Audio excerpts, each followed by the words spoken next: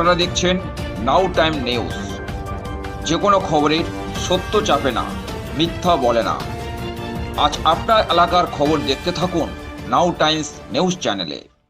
সকাল 10:20 কুলপির ব্লক কংগ্রেস ইন্দিরা ভবন কার্যালয়ে মূলত এদিন কুলপি বিধানসভার ভারতীয় জাতীয় কংগ্রেস প্রার্থী কুতুবউদ্দিন মোল্লাকে ফুলের মালা দিয়ে বরণ করে নিতে দেখা যায়।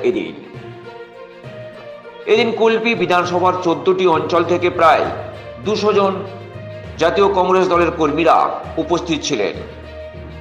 এদিন তাদের প্রিয় প্রার্থীকে নিয়ে রোড শো করতে দেখা গেল। এরপর প্রিয় প্রার্থীকে ঘিরে স্লোগান দিতে দেখা যায়। উল্লেখ করা যেতেই পারে, কুলপি বিধানসভায় শাসক দল সহ বিরোধী দলগুলি ইতিমধ্যেই আদা জল খেয়ে মাঠে নেমে পড়েছেন, তা বলা যেতেই পারে। মূলত কেউ 1 ইঞ্চি জমি ছাড়তে নারাজ 2026 বিধানসভা নির্বাচনকে ঘিরে। এদিন কুলপির বিধানসভার ভারতীয় জাতীয় কংগ্রেস প্রার্থী কুতুবউদ্দিন মোল্লা আমাদেরকে ঠিক কি জানালেন তা আপনাদের শোনাবো। স্বপ্নাদেশে পাওয়া শ্রী শ্রী ভবতারিণী মায়ের কৃপায় গড়ে ওঠা প্রতিষ্ঠান কল্পতরু ট্রাস্ট। এই ট্রাস্টের মূল লক্ষ্য জীবজ্ঞানের শিব পূজা। কৃপাময়ী মায়ের নিত্য পূজা পাঠের পাশাপাশি ভারতবর্ষের বিভিন্ন রাজ্যে হেলথ, এডুকেশন, ওমেন এম্পাওয়ারমেন্ট ইত্যাদি বিভিন্ন প্রকল্পের কাজ শুরু হয়েছে। বর্তমানে প্রচুর স্বেচ্ছাসেবক প্রয়োজন।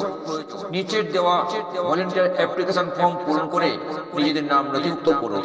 যোগাযোগ নাম্বার 8927856576 এবং 9330519826। ধন্যবাদ। কল্পতরু 10। কয়েকটা দিন পর এ রাজ্যে হতে চলেছে বিধানসভা নির্বাচন। আপনি কুলপি বিধানসভার কংগ্রেস প্রার্থী, এই মুহূর্তে কি বলবেন, কি বার্তা দেবেন মানুষদের? আমি আমার বক্তব্য শুরু করার আগে এটাই বলতে চাই, আজকে দীর্ঘ 20 বছর পরে আমার সর্বভারতীয় কংগ্রেস নেতৃত্ব, পশ্চিমবঙ্গ প্রদেশ কংগ্রেস নেতৃত্ব, জেলা কংগ্রেস নেতৃত্ব এবং ব্লক কংগ্রেস নেতৃত্ব সম্মিলিত সিদ্ধান্তে কুলপি বিধানসভা কেন্দ্রে আমাকে প্রার্থী হিসাবে, জাতীয় কংগ্রেসের প্রার্থী হিসাবে মনোনীত করেছে। তার জন্য আন্তরিক সকল স্তরের নেতৃত্বকে ধন্যবাদ জানাই। তারপরে আমার যেটা বক্তব্য, আজকে কুলপিতে যে দুর্নীতি হচ্ছে, বিশেষ করে আবাস প্রকল্পে যে দুর্নীতি হচ্ছে, দেখা যাচ্ছে যার 2তলা 3তলা বাড়ি তাকে ঘর দিচ্ছে, একটা গরিব লোককে ঘর দিচ্ছে। এই জায়গায় আমার লড়াইয়ে নামা, এইটা আমি রোধ করব, যে কোনো মূল্যে রোধ করব, এই জন্যে আমার আজ লড়াই আসা। তারপরে শিক্ষা ব্যবস্থা ধীরে ধীরে শেষ হয়ে যাচ্ছে। আমার কংগ্রেসের মূল উদ্দেশ্য যে পূর্বের যে শিক্ষা ব্যবস্থা ছিল সগৌরবে ফিরিয়ে আনা। আমার কুলপি এলাকা নদীমাতৃক এলাকা, এই নদীমাতৃক এলাকায় যাতে নদী বাঁধগুলো ঠিকঠাক হয়, এলাকার মানুষ যাতে ঠিকঠাক থাকে, ঠিকভাবে বসবাস করে, সেইটা আমার মূল উদ্দেশ্য। আগামী দিনে কি বার্তা দেবেন জেতার পরে? আমি আগামী দিনে এটাই বার্তা দিতে চাই কুলপি এলাকার সাধারণ মানুষের কাছে, সাধারণ ভোটারদের কাছে, যে আপনারা আমার কংগ্রেসকে ফিরিয়ে আনুন কুলপির বুকে।